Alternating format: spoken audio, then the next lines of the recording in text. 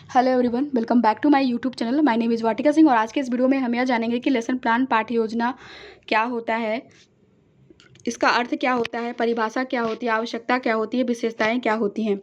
जब आप BEd BTC DElEd कर रहे होते हैं और आप जब बीएड के एग्ज़ाम देते हैं तो बीएड के एग्ज़ाम में शॉर्ट और लॉन्ग में यह क्वेश्चन आपसे पूछ लिया जाता है। और जब आप बीएड का वाइवा देते हैं तो बीएड के वाइवा के एग्ज़ाम में एग्जामिनर भी आपसे यह क्वेश्चन पूछता है कि what is the meaning of lesson plan, definition क्या होती है, लेसन प्लान की परिभाषाएं क्या होती हैं, आवश्यकताएं क्या होती हैं, विशेषताएं क्या होती हैं। यह आपसे क्वेश्चन बीएड के एग्ज़ाम और बीएड के वाइवा में पूछ लिया जाता है। बट फ्रेंड्स, इस वीडियो को स्टार्ट करने से पहले हम आपसे कहना चाहेंगे कि अगर आप पहली बार हमारे चैनल पर विजिट कर रहे हैं, आप पहली बार आप हमारे वीडियो को देख रहे हैं, तो आप हमारे चैनल को सब्सक्राइब जरूर कर लीजिए, साथ ही साथ बेल आइकन को भी प्रेस जरूर कर लीजिए, ताकि हम जब भी अपना नया वीडियो अपलोड करेंगे तो उसकी नोटिफिकेशन अपडेट आपको मिल जाएगी, जिससे कि आप हमारे आने वाले आगामी न्यू वीडियो को मिस नहीं कर पाएंगे। तो चलिए फ्रेंड्स, हम इस वीडियो को स्टार्ट कर लेते हैं। आज की वीडियो का हमारा टॉपिक है पाठ्य योजना लेसन प्लान। पाठ्य योजना क्या होती है, इसका उपयोग कब किया जाता है। तो जो भी बीएड स्टूडेंट को अपने प्रैक्टिकल वर्क में पाठ्य योजना लेसन प्लान बनानी होती है, तो आज हम यह जानेंगे कि पाठ्य योजना क्या है, उसका अर्थ, परिभाषा, आवश्यकता, विशेषताएं। तो इन सारे बिंदुओं को समझेंगे। तो आप सभी से रिक्वेस्ट है कि आप सभी से रिक्वेस्ट है कि आप वीडियो को शुरू से अंत तक देखिए और वीडियो पसंद आती है तो प्लीज़ वीडियो को एक लाइक ज़रूर कीजिए और इसे अपने दोस्तों के साथ शेयर भी कीजिए। तो सबसे पहले हम देखेंगे कि पाठ्य योजना क्या है। तो इससे पहले हम ये जान लेते हैं कि पाठ्य योजना का जन्म कहाँ से हुआ है। पाठ्य योजना का जन्म गेस्टाल्ट मनोविज्ञान से हुआ है। अब हम ये जान लेते हैं कि what is the lesson plan. पाठ्य योजना क्या है। पाठ्य योजना क्या है? किसी भी कार्य की सफलता के लिए पहले से योजना बनाना, तैयारी करना। जब एक सफल शिक्षक के द्वारा शिक्षण कार्य के पूर्व एक व्यवस्थित रूपरेखा तैयार की जाती है या योजना बनाई जाती है, जिससे वह अपना शिक्षण कार्य सुव्यवस्थित तरीके से छात्रों के समक्ष प्रस्तुत कर सके, उस योजना को ही पाठ्य योजना कहा जाता है। पाठ्य योजना का अर्थ हम देख लेते हैं। मीनिंग ऑफ लेसन प्लान क्या है? पाठ्य योजना शिक्षक द्वारा अधिगम सिद्धांत और पाठ्य पुस्तक को ध्यान में रखकर पूर्व चिंतन के आधार पर बनाई हुई योजना है। यही होती है पाठ्य योजना। अब हम इसकी कुछ परिभाषाएं देख लेते हैं। पाठ्य योजना की परिभाषाएं वाशिंग के अनुसार क्या है? पाठ्य योजना उस विवरण का नाम है जिसमें यह स्पष्ट किया जाता है कि किसी पाठ से क्या उपलब्धियां प्राप्त करनी है और उन्हें किन साधनों द्वारा कक्षा की क्रियाओं के फलस्वरूप प्राप्त किया जा सकता है।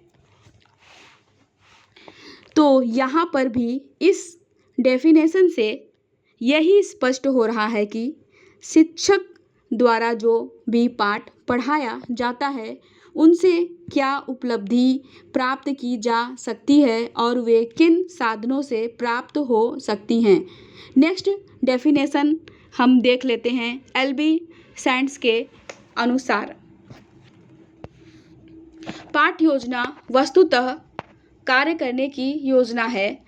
इसमें अध्यापक का कार्य दर्शन ज्ञान, अपने विद्यार्थियों के संबंध में उनकी जानकारी, शिक्षा, लक्ष्यों का बोध, विषय वस्तु का ज्ञान एवं प्रभावपूर्ण विधियों का प्रयोग में उसकी योग्यता का समावेश होता है।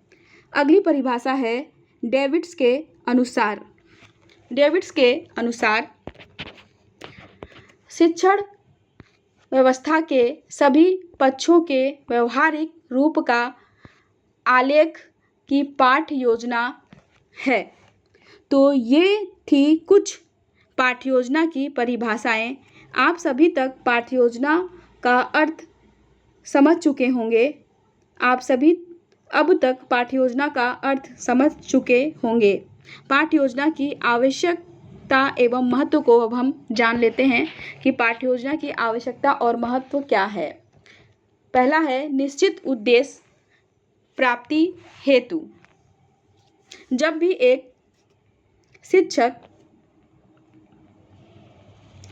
एक शिक्षक के द्वारा पाठ्य योजना का निर्माण किया जाता है तो उसकी जो विषय वस्तु होती है वह स्पष्ट हो जाती है, तो उसे कठिनाई नहीं होती है, तो वह अपने उद्देश्य को आसानी से प्राप्त कर लेता है। नेक्स्ट है आत्मविश्वास अर्जित करना।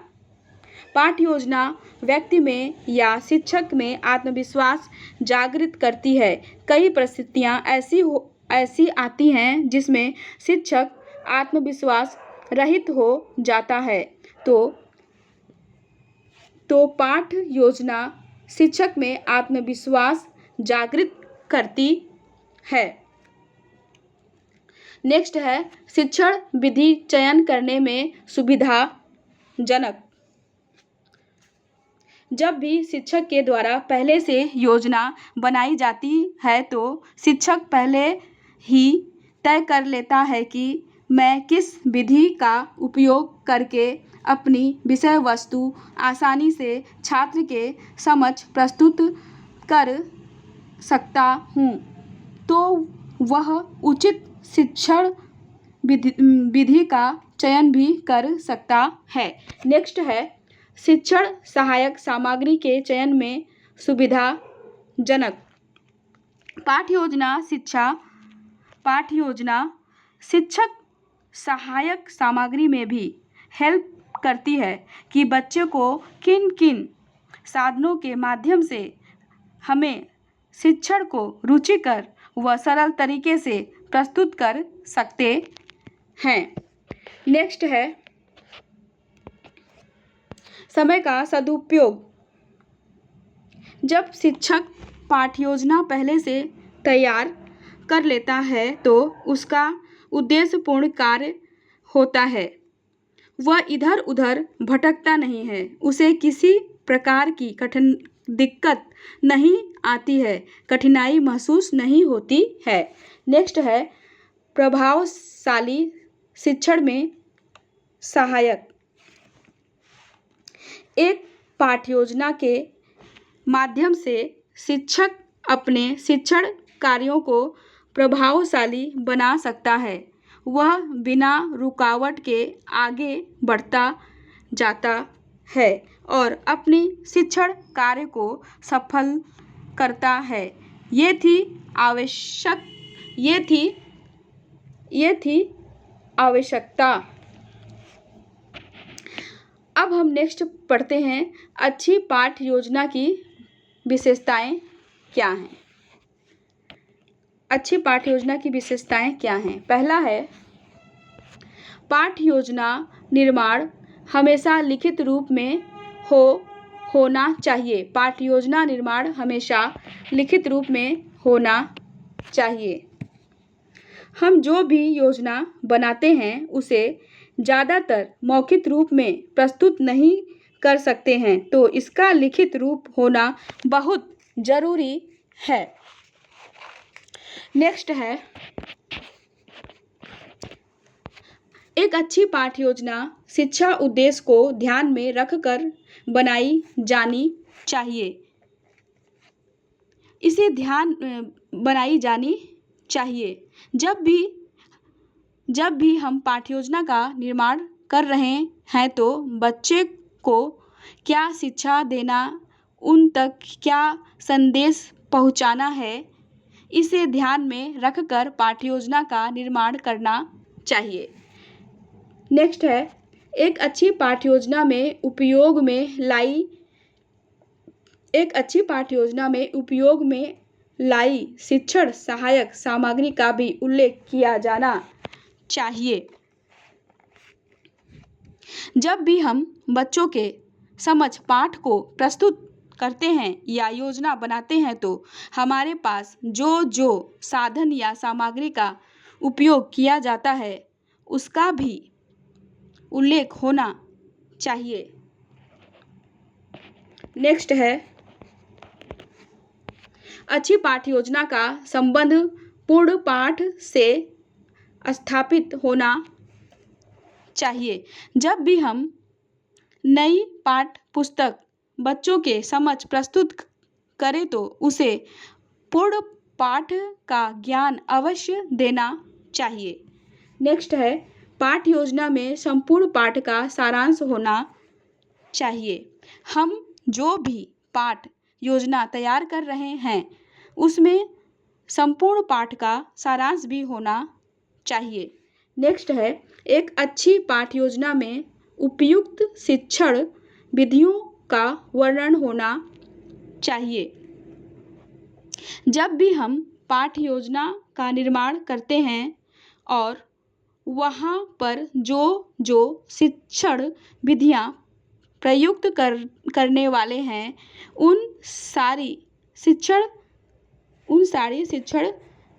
विधियों का भी वर्णन करना चाहिए।